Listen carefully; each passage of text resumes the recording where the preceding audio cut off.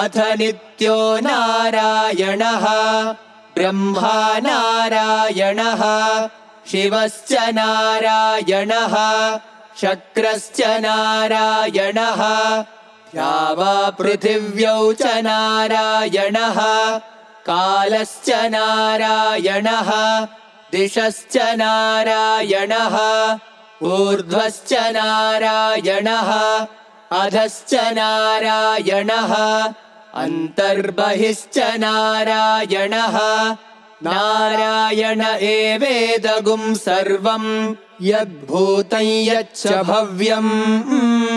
निष्कलो निरञ्जनो निर्विकल्पो निराख्यातः शुद्धो देव एको नारायणः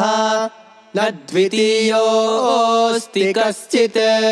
य एवं वेद स विष्णुरेव भवति स विष्णुरेव भवति ओमित्यग्रे व्याहरेत् नम इति पश्चात् नारायणायेत्युपरिष्टात्।